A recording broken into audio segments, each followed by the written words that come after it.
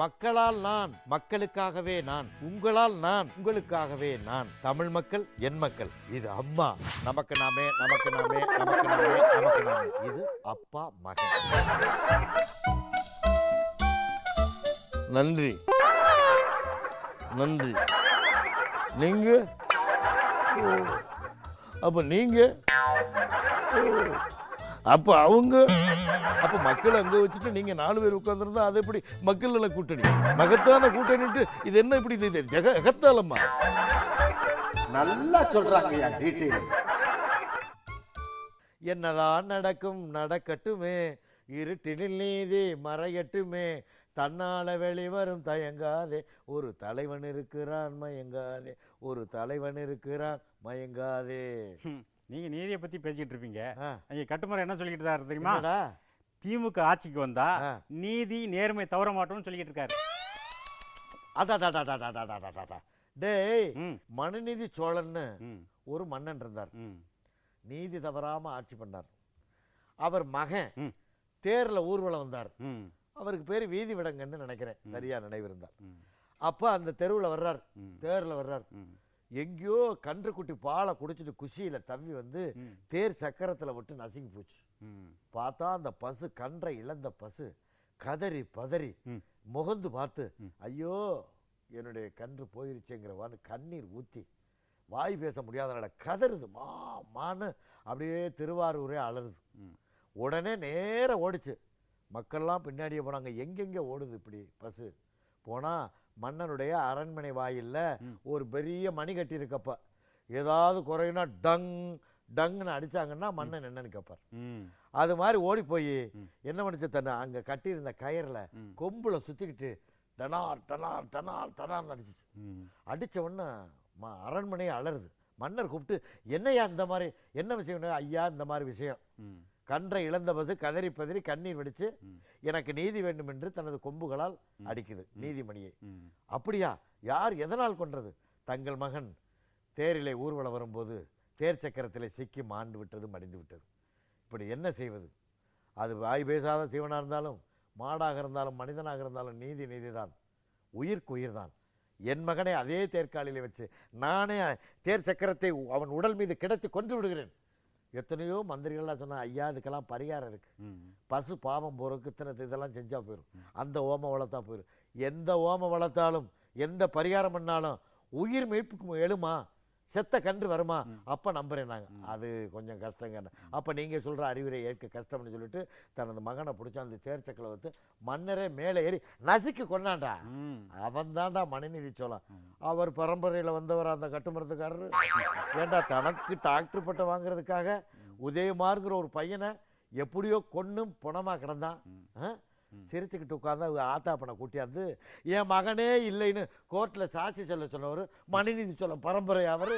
டேய் கொடும்பாவிகடா, கொடும்பாவி, மனுநீதி இல்லை அவங்கெல்லாம். அதாவது கொடுங்கோளர்கள்னு சொல்லுவாங்க அவங்களுக்கெல்லாம். அப்ப யாரையும் பழி வாங்க மாட்டேன்னு சொல்றாரு. அவர் யாரையுமே பழி வாங்கினதில்லை. அண்ணா நகர் ரமேஷன் ஒரு இன்ஜினியர் இருந்தார்.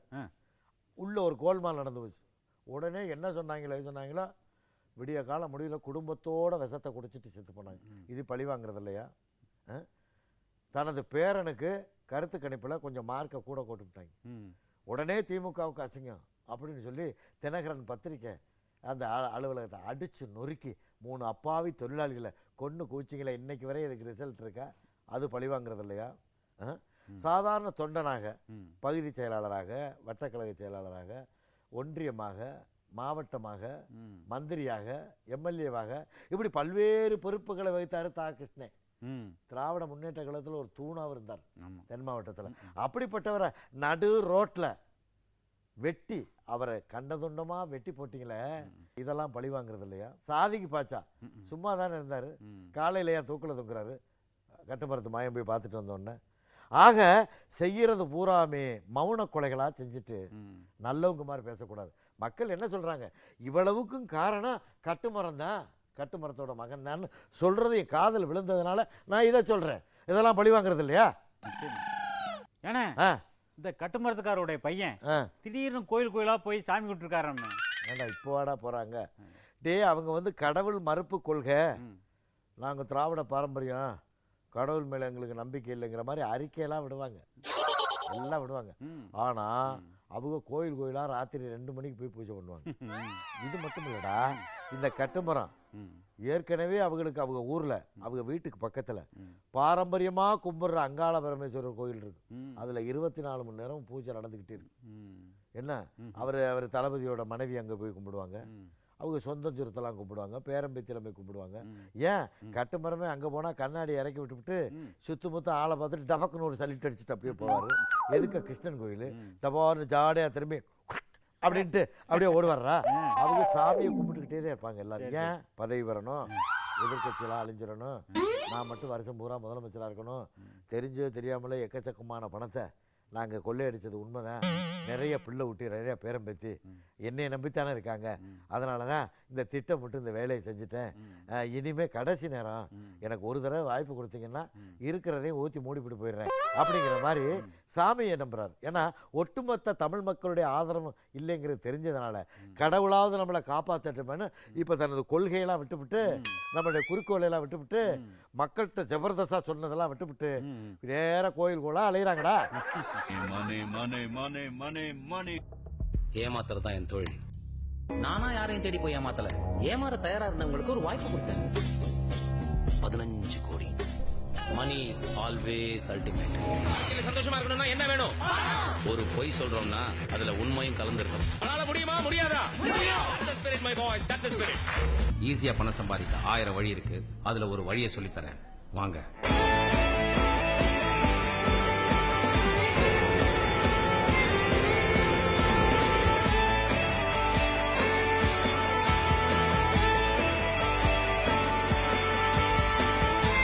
செஸ் விளையாட்டு விளையாடிருக்கியா? அதுல ராஜா எப்பவுமே ஒரு ஸ்டெப் தான் மூவ் பண்ணும். சிப்பாய் கூட சில நேரத்துல 2 ஸ்டெப் மூவ் பண்ணும். இப்ப சொல்லு, ராஜா பவர்ஃபுல்லா சிப்பாய் பவர்ஃபுல்லா? சிப்பாய் தான் பவர்ஃபுல். அப்படி இல்ல, ராஜாவோட வேலை செய்யறது இல்ல. நரண்டா எப்படா இவ்வளவு கச்சிதமா புழுவுற? ஒரு பொய் சொன்னா அதுல உண்மையும் கலந்துருக்கணும், அப்பதான் அது பொய்ன்னு தெரியாது. நல்லா சொல்றாங்க டீட்டெயில். மக்களால் நான், மக்களுக்காகவே நான், உங்களால் நான், உங்களுக்காகவே நான். தமிழ் மக்கள் என் மக்கள். இது அம்மா நமக்கு நாமே, நமக்கு நாமே, நமக்கு நாமே, நமக்கு நாமே. இது அப்பா மகன். நன்றி நன்றி. நீங்க அப்ப நீங்க அப்ப அவங்க அப்ப மக்களை அங்க வச்சுட்டு நீங்க 4 பேர் உட்கார்ந்துருந்தா அது எப்படி மக்கள் நல கூட்டணி? மகத்தான கூட்டணிட்டு இது என்ன இப்படி எகத்தாலம்மா? நல்லா சொல்றாங்க டீட்டெயில். ஏன்னா இந்த ராசா இருக்காருல்ல, யாரா? அதானே திமுக ஸ்பெக்ட்ரம் ராஜான்னு. ஆமா ஆமா. அவர் நேற்றுக்கு ஊட்டிக்கு போகும்போது அவர் கார் மேல செருப்பு எடுத்து வீசிட்டாங்களா எல்லாரும். டேய், இது என்னடா அதிசயம் இருக்கு? ஏற்கனவே ஊட்டிக்கு வேட்பாளர் அறிவிச்சிட்டாங்க, முபாரக் அப்படின்னு ஒருத்தர். அதெல்லாம் முடியாது, வேட்பாளரை மாற்றுங்கன்னு சொல்லி ஊட்டியில் ஒரே கலட்டா திமுகவில் கான்ஸ்டிடியூஷன் மாற்றுங்க ஏற்றுங்கன்னு. அதில் இவர் வேட்பாளருக்கு ஆதரவாக ஓட்டு கேட்க போயிருக்காரு. ஏற்கனவே இவர் தோற்று போனவர். இவர் போனன்னு வர பார்த்த உடனே மக்களுக்கு கோபம்.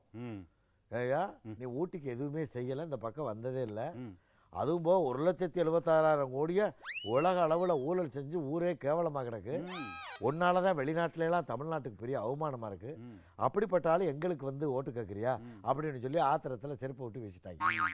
அதே நேரத்தில் சொன்னாங்களாம், அந்த அம்மா நாங்கள்லாம் நலிவிட்ட நேரத்தில், தேயிலையை விற்க முடியாமல் கிடந்த நேரத்தில், விலை போகாத நேரத்தில், நாங்கள் இந்த தொழிலை விட்டுறலாமான்னு வேதனைப்பட்டுக்கிட்ட நேரத்தில் எங்களுக்கு ஆறுதல் சொல்லி, நான் இருக்கேன் கவலைப்படாதீன்னு சொல்லி அரசே அந்த தேயிலையெல்லாம் வாங்கி எங்களுக்கு புது வாழ்வும் புத்துயிரும் கொடுத்தவங்க புரட்சி தலைவர் அம்மா. நீ எல்லாம் இந்த பக்கம் வந்தா கண்டிப்பா இன்னொரு தடவையும் செருப்பை வீசுவோம்னு சொல்லி எச்சரிச்சு அனுப்பியிருக்காங்கடா. ஏன்னா நேற்று தருமர் ஆபீஸ கல்ல எடுத்து கண்ணாடி எல்லாம் உடைச்சிட்டாங்களாமே. ஆமாடா, நானும் பேப்பரில் பார்த்தேன்.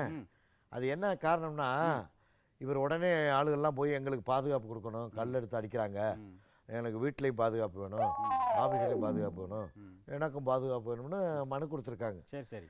ஆனா அங்க என்ன சில பேர் சொல்றாங்கன்னா இவர் வந்து யாருமே கல்லெடுத்து அடிக்கல, இவர் இப்போ திடீர்னு ஒரு விளம்பரத்துக்காக ஜனங்கள்ட்ட ஒரு சிம்பதி வர்றதுக்காக பாத்தீங்களா இந்த மாதிரி தருமருடைய ஆபீஸ்ல கல்லெடுத்து அடிக்கலாமா அப்படின்னு நினைக்கட்டும் அப்படிங்கிறதுக்காகவும் விளம்பரத்துக்காகவும் அப்பத்தான் பாதுகாப்பு உடனே தருவாங்கிறதுக்காகவும் இவங்க ஆளுகளே வச்சு அவங்களே உடைச்சாங்கன்னு அந்த ஆபீஸ் பக்கத்துல ஒருத்தன் படுத்து கிடந்தவன் என்னட்ட சொன்னான்டா. அண்ணே அப்படிலாம் கிடையாது, அவர் விளம்பரத்துக்காக யாராவது எரிஞ்சு கல்லை உடைக்கிறதுக்கு முன்னாடி நம்மளே எடுத்து உடைச்சு விட்டு பாதுகாப்பையும் கேட்டுக்கிடுவோம், நம்ம சேஃப்டி வைக்கணும்னு உடைச்சாங்கண்ணே, நானும் தானே கூட இருந்தேன் அப்படின்னு அவன் சொல்றான். விஜயகாந்த் என்ன சொல்றாரு, நான் இல்லாத நேரத்தில் கல் எடுத்து அடிக்கிறது பெரிய வீரம் கிடையாது, நான் உள்ள இருக்கும்போது கல் எடுத்து எரிஞ்சிருந்தா என்ன செய்வாரா, நான் 4 லோடு கல் எடுப்பேன், நீ 4 கல், நான் லாரிக்கு போன் பண்ணி செங்கல் சல்லி சிமெண்ட் எல்லாம் கொண்டாட சொல்லி கையில் கிடைச்சதெல்லாம் எடுத்து தெரிஞ்சிருப்பேன், தெரியாம அப்படின்னு அவர் சொல்றாராம். அதாவது அவர் இருக்கும்போது வரணுமா, வந்திருந்தா பின்னி எடுத்துட்டு வரான் 1 லோடு செங்கல் இறக்கி, நல்லா நெசக்கல்லுன்னு சொல்லுவாங்களே புளு மெட்டல்ஸ் இறக்கி ஒவ்வொரு எரியும் எரிஞ்சிருப்பேன், ஆள் இல்லாத நேரத்தில் கோலத்தனமா எவன்டா எரிஞ்சவன் சொல்லிவிட்டு அவர் புலம்புறாராம். ஆக ஜனங்கள் என்ன பேசுறாங்க, இது நல்ல டிராமாடா, ஆளுங்கட்சி கெட்ட பேர் வரணும், இவருக்கு பாதுகாப்பு வரணும், இவர் கல் எடுத்து இவரே எரிஞ்சுக்குவாராம், இவரே கம்ப்ளைண்ட் கொடுப்பாராம் அப்படின்னு காரி துப்புறாங்க. ஏன்னா விஜயகாந்தோட சம்சாரம் சொல்றாங்க என் புருஷன் மகாத்மா காந்தி மாதிரி நரம்பு இல்லாத நாக்கு நாளையும் பேசும்னு சொன்னாங்க. கரெக்டா இருக்குடா. ஆமா விஜயகாந்த் வந்து மகாத்மா காந்தியோட உப்பு சத்தியாகிரகத்துல அப்படியே நடந்து போய் சுதந்திரம் வாங்கினவர். வேண்டாம் சொன்னா எனக்கு ஆத்திரம் வந்துடும். நாளைக்கு போய் விஜயகாந்த வேட்டி சட்டையில உறிஞ்சிட்டு ஒரு கோமணத்தை கட்டி கண்ணாடியை போட்டு கையில கம்ப கொடு, இவ்வளவு சொத்து இருக்கு, ஒரு கண்ணத்தில் அடைச்சா மறுகண்ணத்தையும் திருப்பி கொடுக்குறவர் தான் மகாத்மா. அவரை எவ்வளவோ உதைச்சாங்க, திருப்பி அடிக்க மாட்டாங்க. வெள்ளக்காரனே பீரங்கி வச்சு மிரட்டி பார்த்தான். நாங்கள் சண்டையிட மாட்டோம், அகிம்சா வழியில் போராடுவோம், கத்தியின்றி ரத்தமின்றி போராடுவோம், ஒரு கண்ணத்தில் அடிச்சிங்கன்னா இந்த கண்ணத்தையும் திருப்பி கொடுப்போம், அப்படி சமாதானம் உடையவர்கள். அப்படிப்பட்ட ஒரு மகாத்மா காந்தியை ஈக்குவலாக விஜயகாந்த் சொல்கிறார். விஜயகாந்த்கிட்ட போய் எதுக்குறேன்னா யார் இருந்தீங்கன்னா ஒரே குத்தில் மூக்கடைஞ்சு திடீர்னு யாரும் தெரியாமல் தூக்கி போட்டு நங்குன்னு மிதிக்கிறாரு. ஏட்டியை மடிச்சு கட்டி முழங்கால வச்சு வகுத்துல ஐ அப்படின்னு ஏத்துறாருடா. அவர் மகாத்மாவா?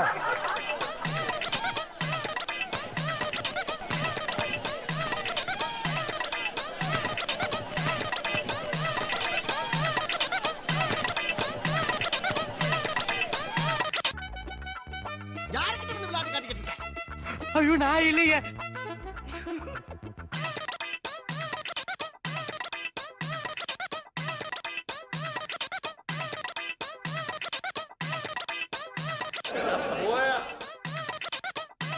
சாப்பிடுறதுக்கு வாய் ரொம்ப முக்கியம், அதை மூடிக்கிறியா?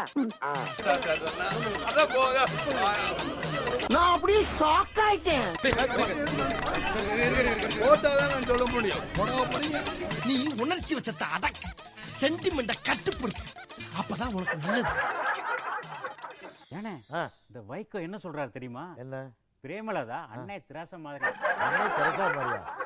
ஏன்டா அது டூலியும் பண்றீங்களா பாவம். அன்னை தெரசா யாரு தெரியுமாடா? உலக சேவை மையத்துக்கே தலைவிடா. ஏழை எளிய மக்கள் ஆதரவற்றவர்கள்ட்டெல்லாம் அன்பு செலுத்தி தன் உடலை வருத்தி தொண்டு செய்து பயனை எதிர்பாராமல் கடைசி வரை தொண்டாற்றி பல அவார்டுகளை வாங்கினவங்க. அவங்ககிட்டலாம் கால் தூசி வர மாட்டாங்க. பிரேமலதா ஊரா போய் ஓட்டு போடுங்க, நாங்கள் மொத்தமாக கொள்ளையடிச்சுட்டு ஓடி போயிடுறோங்கிறவங்களாம் அன்னை தெரசா இல்லை. இவர் அன்னை தெரசான்னா அவர் மகாத்மா காந்திங்கிறீங்க விஜயகாந்த். அப்புறம் என்ன சுதீஷ் வந்து விவேகானந்தரா? ஏண்டா இது எவ்வளவு கேள்வி குத்தா இருக்கு. இந்த தேமுதிகவோட தேர்தல் அறிக்கை இருக்கே, அது மலேசியாவோட அதிகாரோட உட்கார்ந்து மணிக்கணக்கில் உட்கார்ந்து ரெடி பண்ணி போட்ட அறிக்கையா? தேமுதிக தேர்தல் அறிக்கை மலேசியா அதிகாரிகளோட உட்கார்ந்து மணிக்கணக்கில் ஆலோசனை பண்ணி இவர் போட்டாராமா? ஏண்டா ஆமா, இவர் இங்கிலீஷ்ல சரளமா பேசுவார். பேசி அப்படியே புரிய வச்சு ஏன்டா தமிழே சரியா புரியல. எனக்கு சந்தேகமா இருக்குடா. நேற்று மலேசியா அதிகாரி ஒருத்தருக்கு ஃப்ளைட் ஏற வரும்போது இந்த இடத்துல ரத்தமா இருந்துச்சு. அது சிவப்பு ரத்தம் இல்லைண்ணே, அது பெயிண்ட். அது பெயிண்டா? ஏன்னா இந்த ஆளோட பேசி புரியாம ஐ அப்படின்னு குத்திருப்பாரோன்னு ஒரு சந்தேகமா இருக்கு. டேய் இதெல்லாம் புருடா. அதாவது மலேசியா மாதிரி மாற்ற போறாராமா தமிழ்நாட்டை. ஏன்னா அம்மாவை விட வெளிநாட்டுக்காரங்கிட்ட எல்லாம் ஆலோசனை பண்றதுக்கு இவருக்கு ரொம்ப பிரெயின் சுவிட்ச் ஆஃப் ஆகி போய் கிடக்கு. அதாவது மக்களை நம்ப வைக்கிறதுக்கு எப்படியெல்லாம் பொய் சொல்லணுமோ. அருமையா தருமர் பொண்டாட்டிங்க இந்த அளவுக்கு பொய் சொல்ல கத்து கொடுத்தது யாருன்னு எனக்கு தெரியலடா. அன்புமணி ராமதாஸ் பேச்சை கேட்டு மக்கள் எல்லாம் ரொம்ப பிரமிச்சு போய் இருக்கிறாங்கன்ட்டு அவங்க அப்பா ராமதாஸ் சொல்றாரு. ஒருவேளை தமிழ்நாட்டு மக்களை பூரா அப்படியே இதை காலி பண்ணிட்டு அமெரிக்காவில் குடியேற்றுறேன்னு சொல்லியிருப்பாரோ? இல்லைன்னா பிரமிக்கிறதுக்கு வேலை இல்லையா? எதை சொன்னாலும் பிரமிக்கிறோம் என்ன பண்ண போறாங்க? இதுல வேற வேலூருக்கு விமான சேவை விட போறேன். வேண்டாம், மத்திய மந்திரியா இருக்கும்போது இதெல்லாம் செய்ய வேண்டியான தேர்தல் நேரத்தில் என்ன அங்கே போய் மருத்துவக் கல்லூரிகளுக்கு உரிமை கொடுக்கறதுல கோல்மால் பண்ணி எத்தனையோ 1000 கோடி அடிச்சுட்டு வந்தாருன்னு கேஸ் நடக்குது. இவர் இப்போ மைக்கில் இறங்கிட்டு தமிழ் மக்களை காப்பாற்ற போகிறேன், எங்களுடைய அறிக்கையெல்லாம் பிரமிச்சு போய் கிடக்குறாங்க, மயக்கம் போட்டு கிடக்குறாங்க, வாந்தி எடுத்து கிடக்குறாங்க, பேதியாகி கிடக்குறாங்கன்னா ஆத்தி இந்த நாட்டை கெடுக்கிறதுக்கு ஒருத்தன் வந்துட்டான் அப்படிங்கிற பிரமிப்பா? நல்லா யோசிச்சு பாரு. பிரமிக்கிறதுல 2 இருக்கு. ஒன்று இவர் சொல்றது புரியாமல் இருக்கணும், அல்லது அன்புமணி சொல்றத நடக்காத விஷயமா சொல்றதுனால மக்கள் புரிஞ்சுக்கிட்டு பிரமிக்கணும். இல்லைன்னா தமிழ்நாட்டை வெளிநாட்டில் ஒன்றே வச்சிடறேன். இப்படி எது நடக்காதோ அதெல்லாம் சொல்லி மக்களை நம்ப வச்சு ஏதோ டெபாசிட் வாங்கலான்னு ஒரு கட்சி நடத்துறவங்க நினைக்கப்படாதாடா? விடுறா போட்டு. நல்லா சொல்றாங்க. மக்களால் நான், மக்களுக்காகவே நான், உங்களால் நான், உங்களுக்காகவே நான். தமிழ் மக்கள் என் மக்கள். இது அம்மா நமக்கு நாமே, நமக்கு நாமே, நமக்கு நாமே, நமக்கு நாமே. இது அப்பா மகன். நன்றி நன்றி. நீங்க அப்ப நீங்க அப்ப அவங்க அப்ப மக்களை அங்க வச்சுட்டு நீங்க 4 பேர் உட்கார்ந்துருந்தா அது எப்படி மக்கள் நல கூட்டணி? மகத்தான கூட்டணிட்டு இது என்ன இப்படி ஜெகத்தாலம்மா? நல்லா சொல்றாங்க.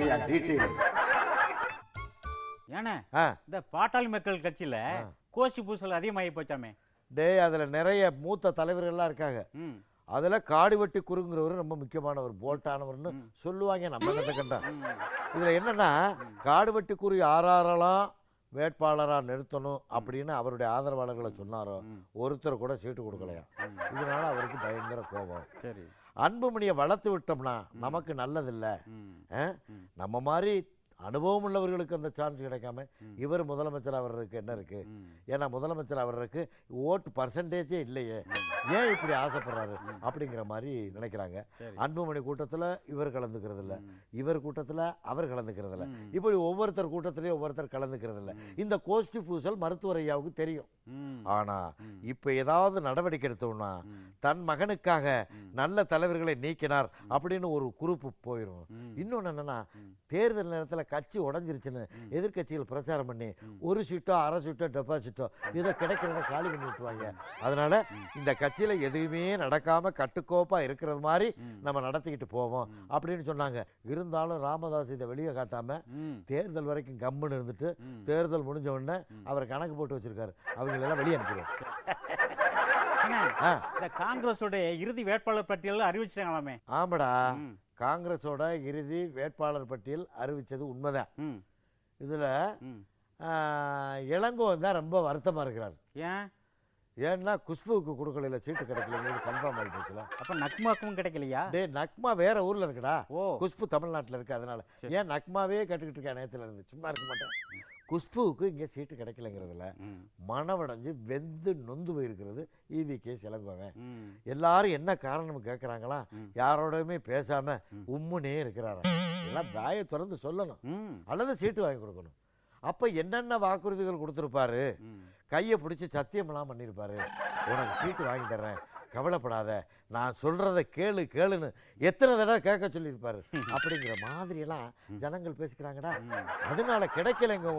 அந்த அம்மா என்கிட்ட சத்தியம் பண்ணி கொடுத்தீங்களே, எனக்கு அதை பண்றேன் இதை பண்றேன்ல, பெரிய ஆள் ஆக்குறேன்னு சொன்னீங்களே, உங்களுடைய வாக்கை நினைச்சு தானே, உங்களுடைய வார்த்தையை நம்பித்தானே நான் பேட்டியில பூரா EVK இளங்கோவன் தான் காங்கிரஸுக்கு சரியான தலைவர்னு எத்தனை தடவை நான் போய் சொன்னேன்.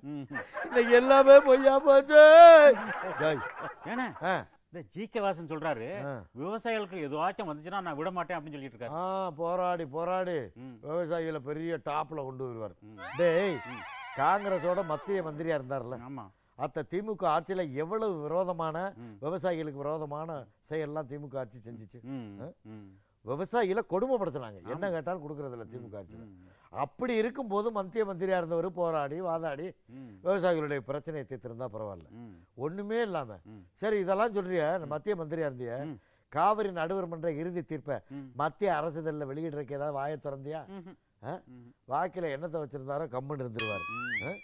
அது மட்டும் இல்ல, முல்லை பெரியாருக்கு 136 அடியா இருந்துச்சு, அதை 142 அடியார் உயர்த்துறக்கு அம்மா அரும்பாடு பட்டாங்களே உச்சநீதிமன்றம் சென்று, உச்சநீதிமன்றத்துக்கு சென்று. அப்போ ஏதாவது வாயை திறந்தியா?